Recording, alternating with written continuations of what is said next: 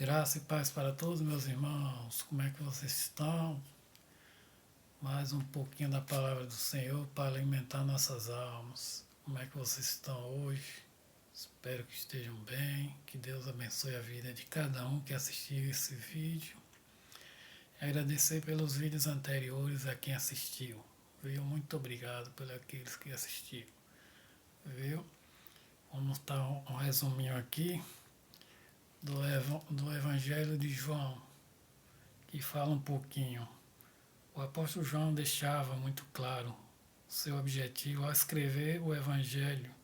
Jesus, pois, operou também na presença de seus discípulos muitos outros sinais que não estão escritos neste livro, porém estes foram escritos para que creiais em Jesus, que é o Cristo, o Filho de Deus, e para creres tenhais vidas em seu nome. No Evangelho segundo João, os milagres que Jesus realizava são chamados de sinais. Com isso, João afirma que os milagres extraordinários de Jesus, registrados neste Evangelho, são provas de que Jesus era Cristo, o Filho de Deus, pois somente Deus poderia realizar tais milagres e maravilhas. Portanto, Jesus Cristo, o Filho de Deus, é o tema central deste Evangelho. Que o centro de todo o Novo Testamento é Jesus Cristo. Né? Os apóstolos escreveram sobre o Senhor. Mas em especial aqui, vou falar só hoje de João, do evangelista João, que era o mais jovem de todos os apóstolos que o Senhor tinha chamado para ser seu discípulo.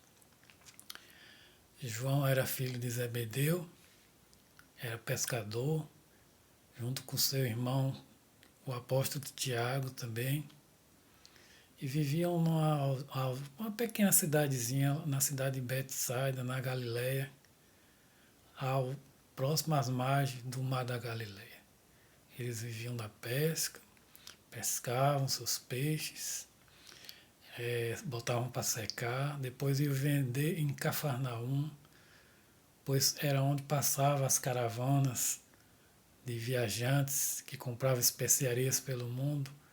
E esses viajantes nessas caravanas iam para a cidade de Damasco, que era uma grande cidade da época. E João era muito jovem. Quando Jesus chamou ele, ele tinha por volta aí, não é exatamente, mas por volta de seus 24 anos, né? Era imaturo, né?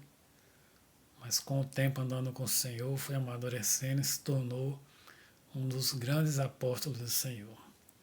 Ele se autodenominava, né, o apóstolo, aquele a quem Jesus mais amava. Não era que Jesus amava ele mais do que os outros.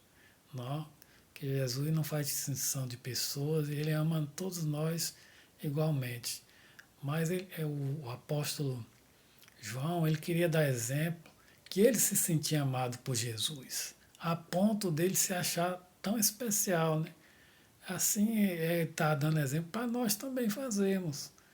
Cada um de nós dizer, eu sou mais amado do Senhor. Eu me sinto mais amado do Senhor. E seu irmão do seu lado que tiver também, ele vai dizer também, né? Eu me sinto mais amado do Senhor. Não é? É assim que João se sentia, amado do Senhor. E ele fez questão de declarar isso em várias passagens no Novo Testamento. Né? Enquanto os outros não fizeram isso, mas ele fazia, ele tinha essa impetuosidade de se sentir amado do Senhor. E isso ficou escrito no Evangelho, né? Em várias passagens, em vários trechos do Novo Testamento. Né?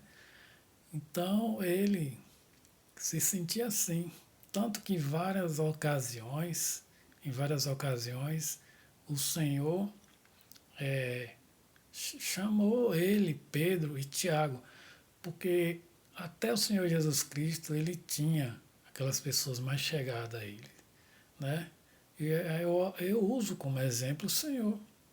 Não é todo mundo que está ao nosso redor, que são pessoas íntimas, a qual a gente deve confiar e contar nossas coisas da vida. Eu acho que cada um de nós tem aquela pessoa, um ou dois, é um parente, se não um amigo mais próximo. Aquela pessoa especial onde você conta os problemas da vida, naquela pessoa que chega junto quando você está em dificuldade, um amigo, que mesmo que não seja de sangue, é como um irmão, ou mesmo um irmão, um parente, né? A gente sempre tem, eu acho que todo mundo tem aquela pessoa especial. E Jesus tinha 12 apóstolos, mas tinha 3 que eram mais chegados a ele, que era Pedro, Tiago e João. Os 3. Os 3 estavam juntos quando Jesus ressuscitou a filha do fariseu Jairo. Estavam os 3 juntos, Pedro, Tiago e João. Jesus, dos 12, chamou só eles 3 para eles verem. E eles viram, testemunharam a ressurreição da menina. Eles estavam juntos, eles 3, na transfiguração do monte, onde Jesus se transfigurou e ficou branco como a neve, né? As vestes dele resplandeciam. Jesus chamou eles 3. Quando Jesus estava orando, hora antes de ser preso, no monte, no Getsemane, foi Pedro, Tiago e João que Jesus chamou para mais próximo. Enquanto os outros apóstolos ficaram lá dormindo, longe, ele chamou esses 3 para ir orar com eles, com ele. Só que eles dormiram, né? Jesus disse que o espírito deles estava pronto, mas a carne ainda era fraca. Né? E eles não aguentaram o peso daquela atmosfera que vinha do pecado e de todo mundo sobre o Senhor Jesus. Eles não suportaram e acabaram adormecendo, né?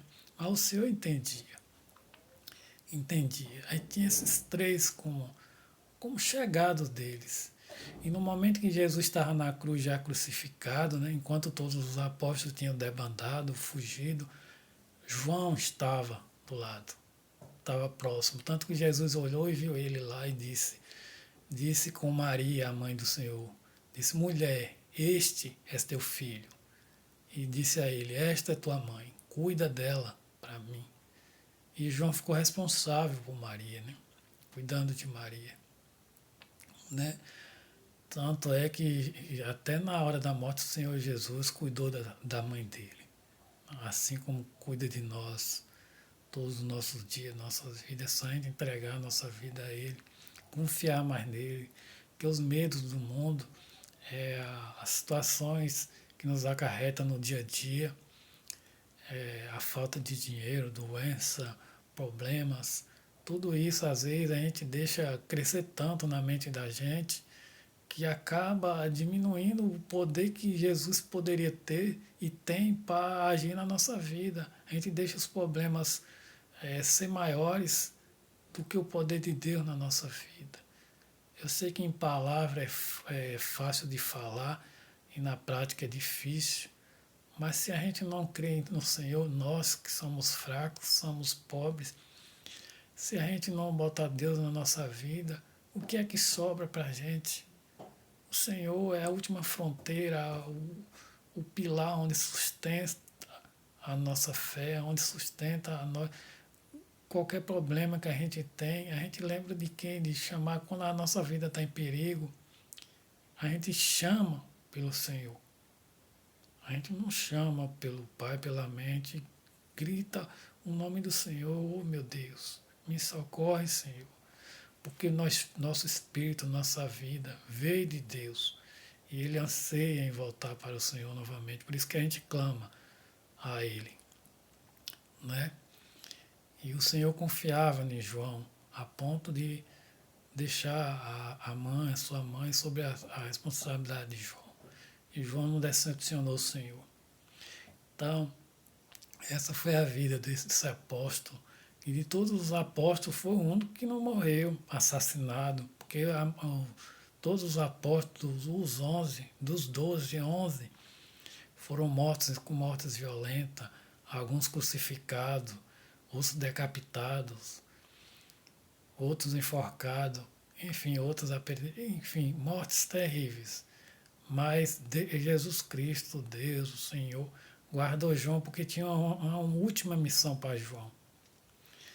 Mas isso não quer dizer que João não tenha sofreu perseguições, porque depois que a maioria dos apóstolos foi preso, Ele foi para Éfeso tomar conta da igreja que o apóstolo Paulo tinha fundado.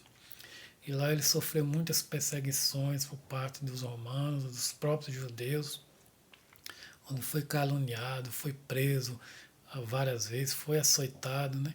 Então ele sofreu bastante. É porque a Bíblia não diz especificamente, são só fragmentos de relatos. Mas com certeza ele sofreu bastante, até que ele foi preso, né? E um relato diz que ele foi jogado em um caldeirão de óleo fervente, mas na Bíblia não tem isso relatando, são relatos de pessoas que testemunharam na época em que ele vivia, mas não está escrito, então a gente não pode levar como verdade, né? Mas que ele sofreu perseguição e por último o imperador Domiciano, que o odiava, mandou prendê-lo, após perseguir tanto ele, mandou prendê-lo numa prisão que ficava numa ilha chamada Patmos, que ficava no mar Egeu. E lá ele ficou exilado para tirar ele do meio dos crentes, para ele parar de pregar o evangelho, para silenciar ele. Mas nem isso parou ele, porque lá, mesmo dentro da prisão, ele evangelizou e muitos aceitaram o Senhor Jesus lá na prisão. E foi lá na prisão que Jesus se revelou para ele pessoalmente, quer dizer, ele sonhou, foi uma visão real, onde o Senhor entregou para ele o livro de Apocalipse, que é o último livro da Bíblia, né?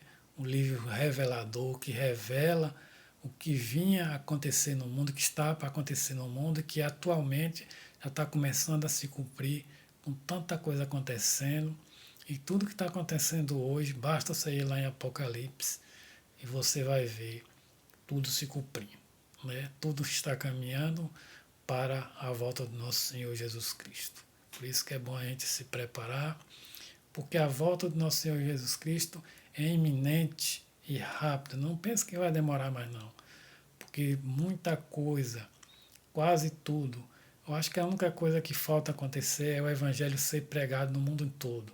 E através da internet isso já está acontecendo também, né? Portanto, quem não conhece o Senhor Jesus, procure conhecer enquanto pode achar. Quem conhece, se firme cada vez mais, porque na volta dele vai haver o arrebatamento e muita gente vai ficar. Tanto gente do mundo como gente da igreja também. Muita igreja vai ficar, porque hoje vive de um evangelho de faz de conta. Um evangelho onde os interesses pessoais são colocados acima dos interesses de Deus.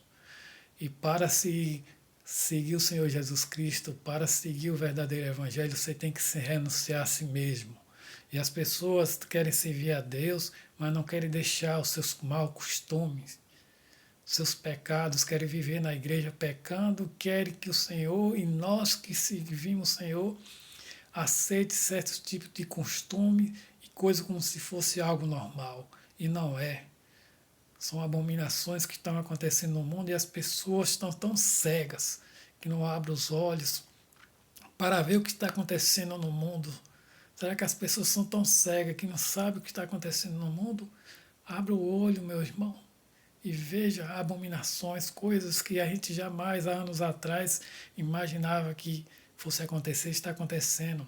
Costumes mundanos que são colocados e querem enfiar a goela abaixo de nós e querem que a gente aceite como algo normal, o que não é. São abominações onde a Bíblia condena, não somos nós que condena, não. As pessoas têm a mania de culpar os crentes.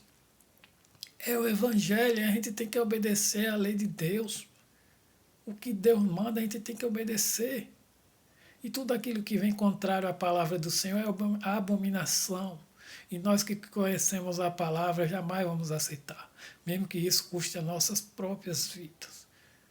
Por isso, acorde quem está dormindo e procure o Evangelho de Cristo enquanto pode achar. Porque vai chegar dias onde as pessoas vão implorar pela palavra do Senhor e não vai achar quem pregue.